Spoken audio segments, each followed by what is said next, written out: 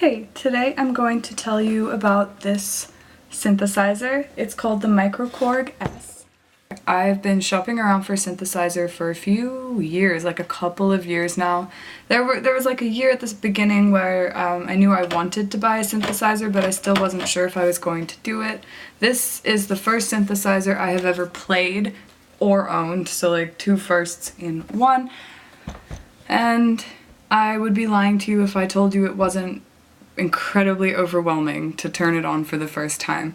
So I'm going to make this first impressions video the same way I did with my keyboard, which you can see in the background. That's a Yamaha EW410. It's a great keyboard if you're kind of like intermediate to advanced level and you need something for stage and for recording at home. That's a good model keyboard. There's another video about that. So, synthesizers. I don't know a lot of the technical terms. You know what, I'm gonna put a link to the website with the specs on it just in the description there at the top if you want to read that, because none of it really makes sense to me. As I said, this is the first synthesizer that I have played, let alone bought. So I don't think I'm qualified to speak about that. I'm quite spoiled and I'm used to playing on weighted keys. My piano has proper ivory ones. It's a very old piano. And I was almost going to buy a Mini Nova, a Novation Mini Nova, and then, like a week before I was about to purchase it, and these are like quite expensive. This was about $600, same as the keyboard range. So before I went to purchase the Mini Nova, I decided to look up videos of people playing it on Instagram, and I couldn't even listen to the instrument. All I could look at was the keys and how uncomfortable they looked, and I wasn't having it. So I went back to the drawing board and I looked at more reviews and I decided to get this synthesizer for two reasons really. The keys were the first reason, and then the second reason was that it has this sort of program function. And this isn't exactly for live performance, it's more of to set all of your presets before you do a performance. And also you can connect it to the computer with a cable I don't have, and it's gonna cost me another several $100s to buy the equipment to like connect to my computer, so stay tuned. It is in my Amazon cart right now, so you won't have to wait a whole year or anything like that. Yeah, you can completely edit any sound in this thing at all from your computer or from within the synth itself, and wow. I'm a computer person. I grew up with computers, I grew up with the internet. And when I was trying to decide, do I want like this analog or digital kind of synthesizer, I ended up with this. And this is a modeling synthesizer. Again, I do not know the technical terms, so if you can educate me, please let me know that in a comment, like what all of these terms mean, because my understanding of them is probably very loose and not quite accurate at all. I'm noticing now the way that they have defined this synthesizer on the website in the specifications page is they're calling it an analog modeling synthesis system. Whatever that means, and I'm guessing the analog is because it has oscillators inside of it, and I don't know what an oscillator is, so let's look that up. Let's learn together, shall we? Oscillator. An electronic oscillator is an electronic circuit that produces a periodic oscillating electronic signal, often a sine wave or a square wave. Oscillators convert direct current, DC, from a power supply to an alternating current, AC, signal. They are widely used in many electronic devices.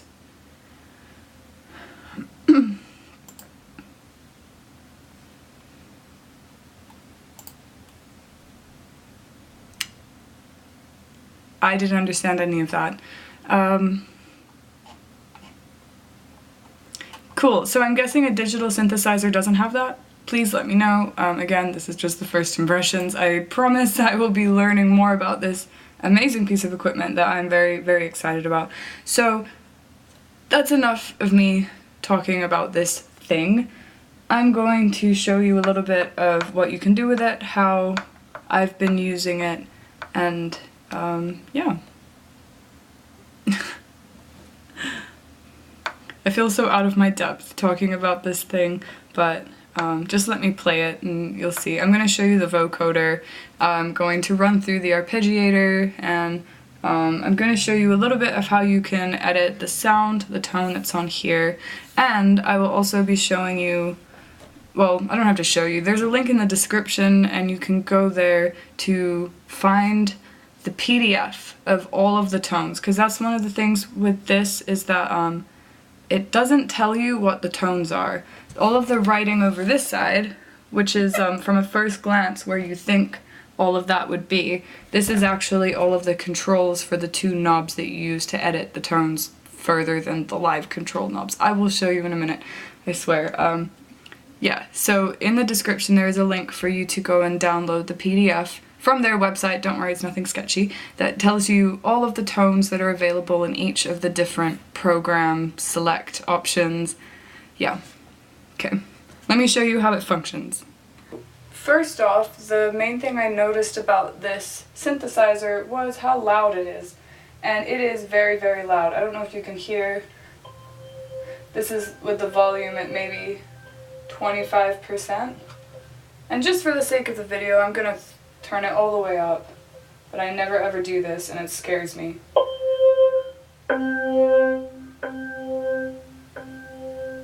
That's not even all the way up, that's 75%. This is all the way.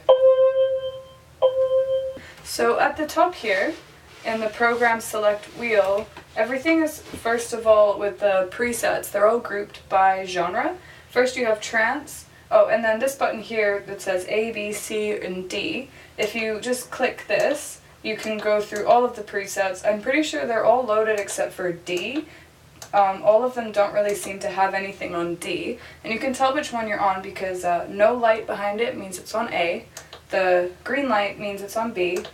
Orange is C, red is D. And you can tell that because it says it up here on the display screen. So in the trance one, we have a bunch of presets, and there's the mod wheel here, which changes it. I don't know what any of these things do. I've just been sitting on my couch every so often, like messing around with it and exploring all of the presets. I started making my own presets in the electronica section, so if you hear some things that don't sound like they're on yours, that's because I've just messed with this a little bit to create a new sound. Yeah.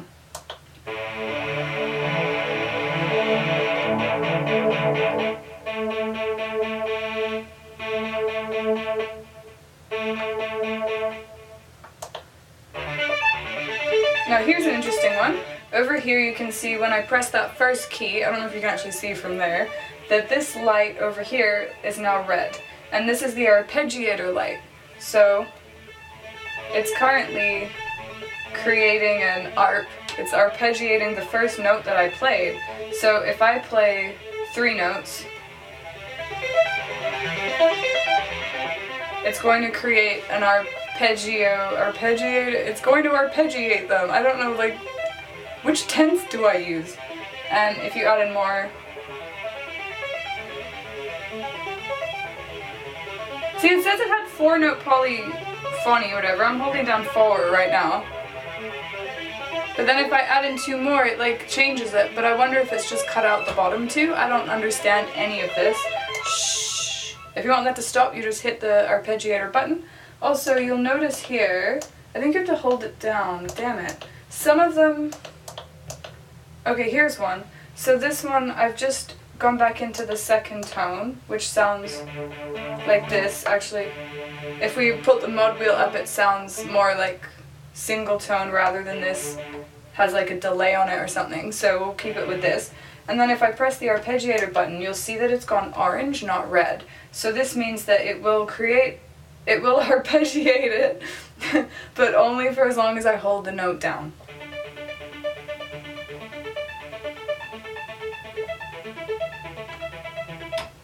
And then if I want that to sustain fully like it did on the other one, I just hold down this button until it goes red. That's the arpeggiator button. And then it will just do it. Yeah. And again, if you want that to stop, you just press that button. So there's lots of different tones. This is not a video that explores all of the tones. If you want one of those, there's a link in the description, or I'm sure there's 5 in your recommended side panel, seeing as that is a very popular video to make about instruments. But I found that I really don't like making those videos.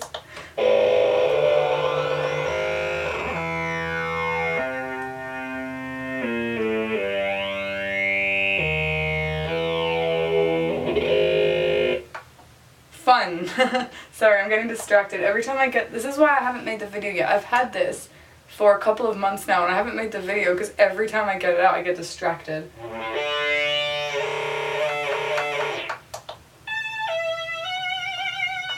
So yeah, one thing you have to watch out for is that some of the tones are monophonic. Is that how you say that? You know what I'm getting at, right? As in you can only hold one key at a time, and if you press multiple keys it will just randomly, well not randomly, it's like you obviously don't press them all at the same time, so it goes with the one you press last, blah, blah, blah. It seems random, it feels random when you're doing it, like that's the point I'm trying to make. They're not all polyphonic. Some of them, it's just one at a time, but you will figure it out. You'll just notice it, be like, oh wow, that chord does not sound right. That's probably what it is, just so you know. Yeah. There's lots of good stuff in here. See, that one, you can hear all of the elements of the chord at the same time.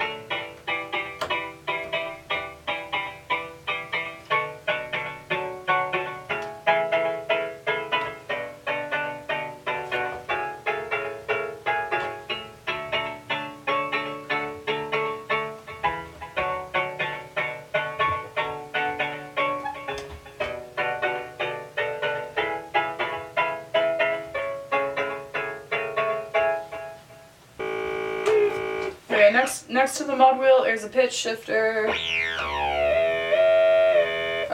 I'm pretty sure, don't quote me, I'm pretty sure if you push it all the way up it's an octave higher, all the way down is an octave lower. But I'm not sure. I just have a feeling. I don't like pitch shifters. I don't like it because I don't know how to use it.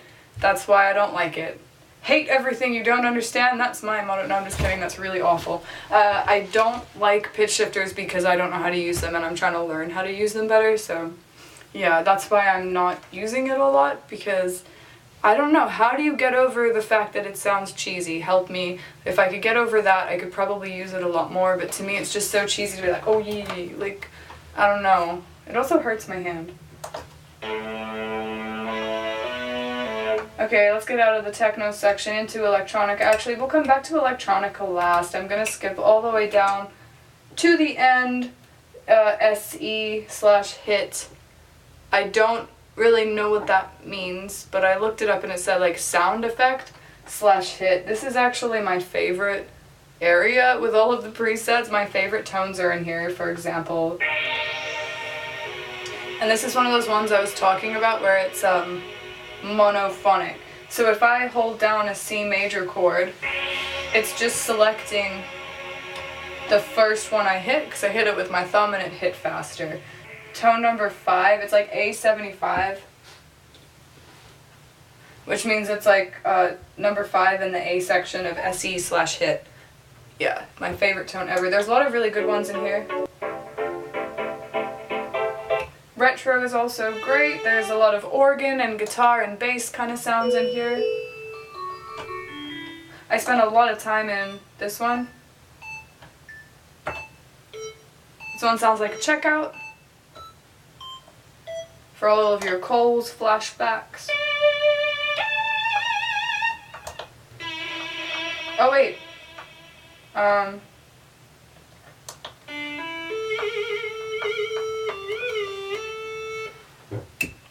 Hip Hop and Vintage is also great. There's lots of, I think Hip Hop and Vintage has more of the guitar tones and Retro has more of the organ tones, but don't quote me, check the list. Yeah, D&B and Breaks is another section.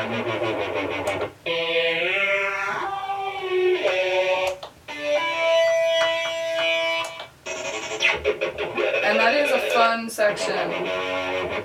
They're all really great. So electronica is the one where I've started to create my own tones. And they probably sound almost like the original. They're just like a little bit different. This is one I made, I was trying to make it sound like a harp, but it didn't really work out so good. Let me play it for you.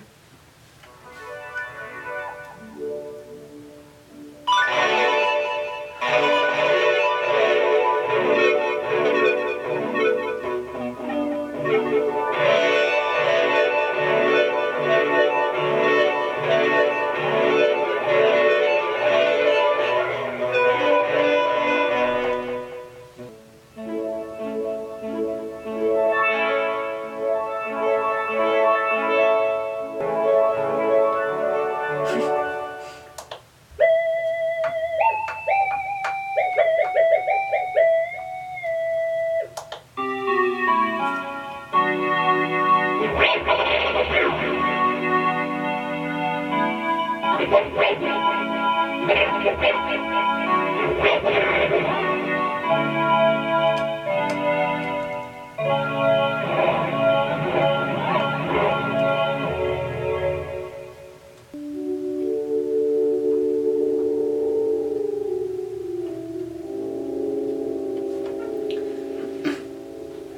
up here you have your live control knobs, and I'm going to use this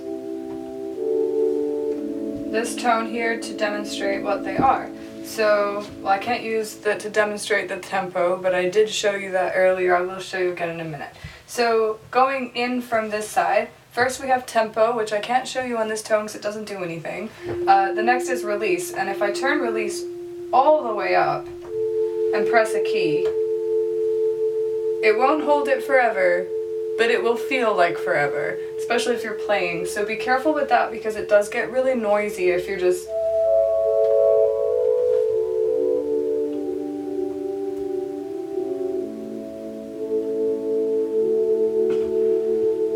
So let's turn the release down a little. I like to have it at 110. Because you know me, I can't play without a pedal. And then attack, which is next. So attack, if you have it all the way down, the sound comes in very punchy at the start. And if you have it all the way down to the other side, I don't even know if this will even come up. Okay, you can kind of hear it building now. You have to hold the key down until it comes in. So if you want to create a string effect, you want to use attack. So let's put it in the middle and see what that sounds like. Remember, this is without any attack. Well, this is like with the attack all the way down. And then at 50% it sounds... It comes in a little bit at the beginning. Did you hear that? I'll do it again. See, it kind of swells in. So then if you turn it up even more, you start to get more of a string sound. So I'm going to keep that down to nothing. And then resonance and cutoff. I don't know what these are, but they do work together somehow. Usually I set the cutoff first.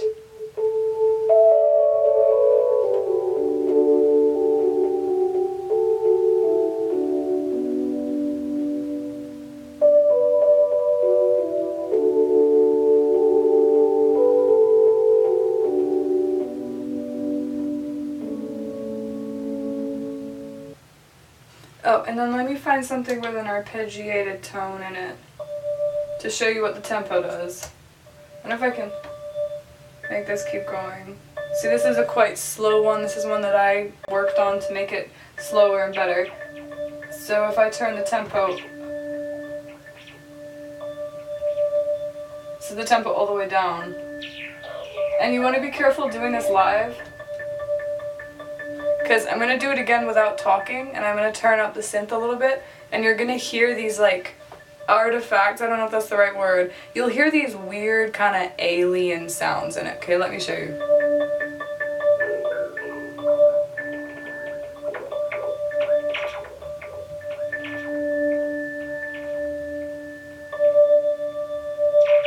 So they're like alien farts, and they do like settle out after a while, but it's just...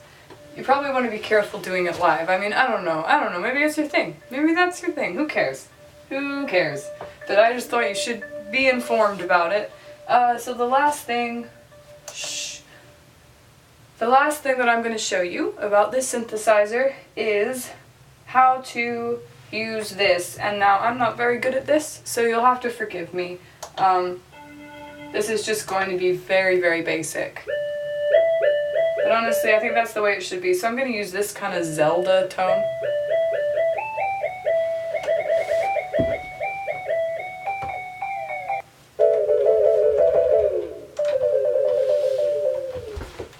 Excuse me.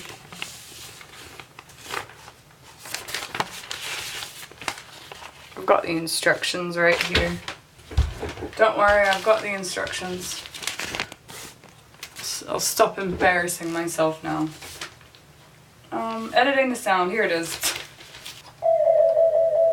Turn the edit select 1 or edit select 2 dial to the selection you want. Turn edit controls 1 through 5 to edit the assigned.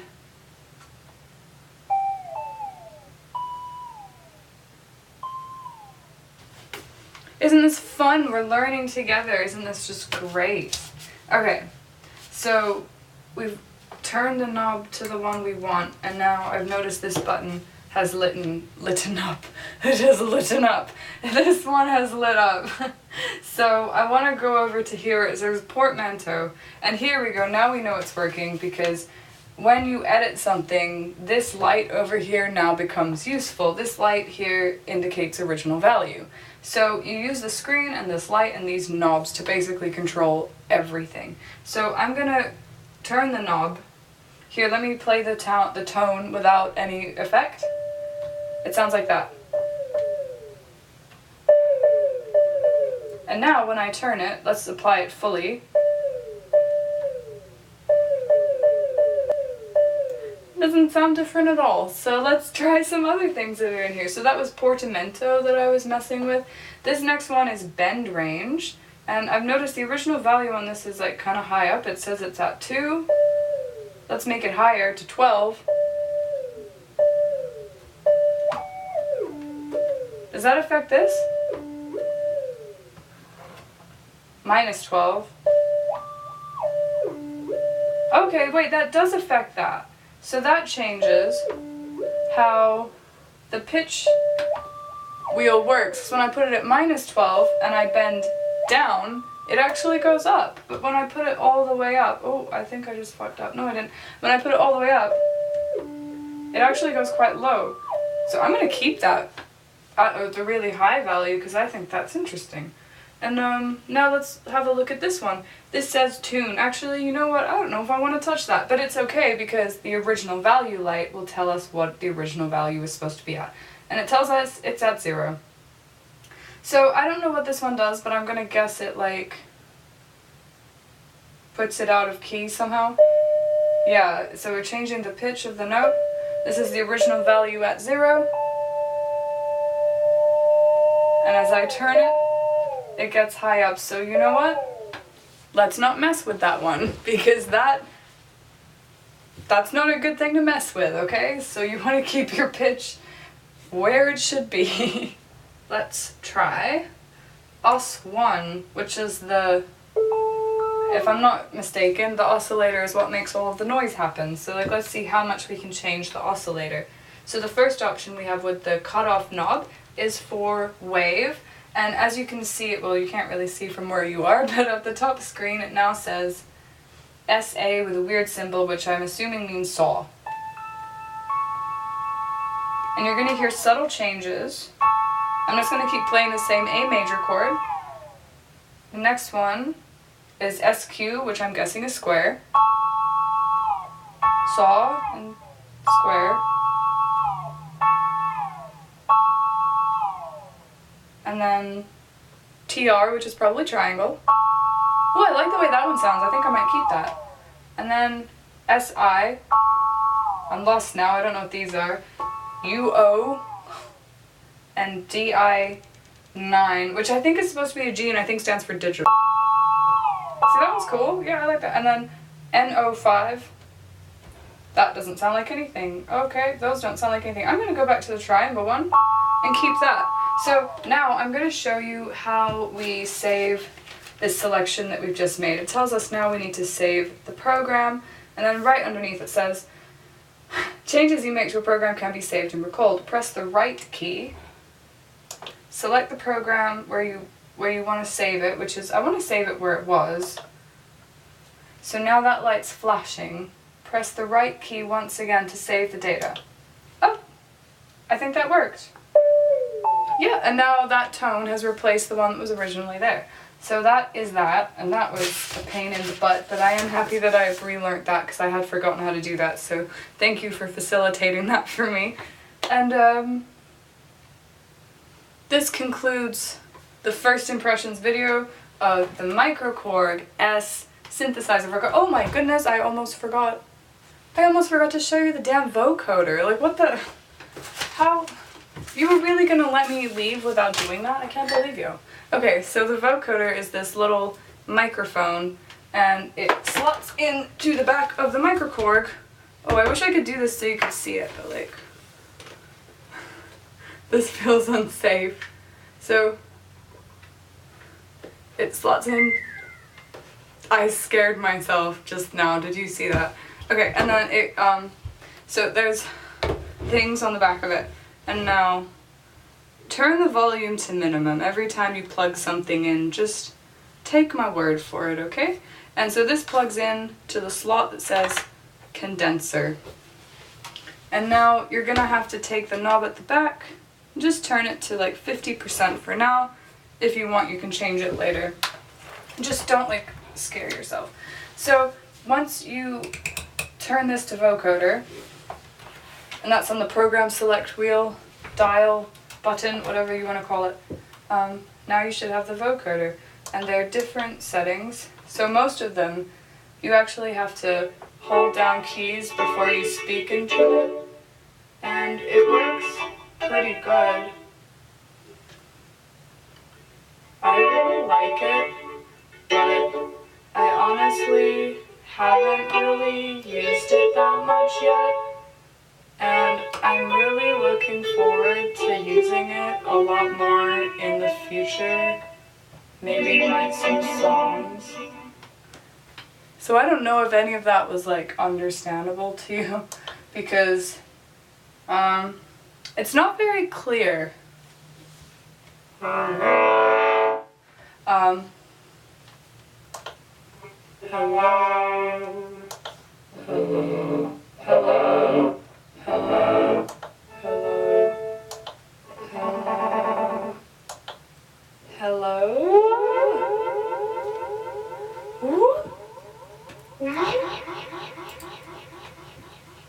What are you doing in my swamp?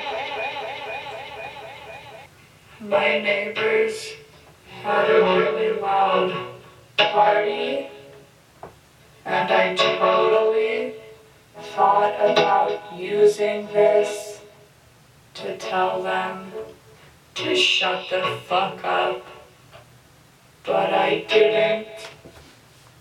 I really should have. Yeah, vocoder. It's fun, but it's not the greatest thing. Let me just turn it off. Let me show you one of my favorite features. When you turn it off, it does actually say goodbye to you, which makes me feel less lonely. Just kidding, that was sad. Yeah, I'm thoroughly impressed with it, but I mean, it doesn't take much to impress me. I've never owned a synthesizer before, let alone played one. Yeah, let me know if you have any questions about the Microkorg S. I can probably answer them, but as you saw at the beginning of this video, I'm not very educated on the technical side of it. I don't know the right terms and all of that. So if you can educate me on it, I would really appreciate that if you leave me a comment or something like that. Yeah, the other new thing I got recently is this Korg Volca Beats. So I'm going to be doing a first impressions video just like I did with this one very soon. And then another thing that I have been doing recently is attaching, well, I did it for the first time recently. I attached the Microkorg S to my looper pedal, my 45,000 looper, and that was in my last vlog, vlog 82, if you are curious about how that works out. And I really recommend it because just playing on the Microkorg can feel a little bit empty, so I really recommend adding a looper in. It will fulfill all of your synthesizer dreams, because when I pictured myself playing a synthesizer, there was a looper involved, I just didn't realize it. So, yeah. Yeah. I'll probably be filming a video about the Volca Beats soon. The problem with that is that I'm a pianist, not a drummer, so I'm not good at that. And I bought this to replace the need for a drummer, so like I can show you the first impressions, but I feel like it's going to be a 2-minute video, but oh yeah, it works, good. Yeah, but like I could probably do one of those things where I show you all of the factory, like the presets that come with it, and I don't know, we'll figure it out. Let me know if you're interested in that. If you're not, I will just let it go. Yeah, thank you so much for clicking on me today. There were so many things here on YouTube that you could have clicked on, but you chose me, and that makes me super happy. I will see you really soon.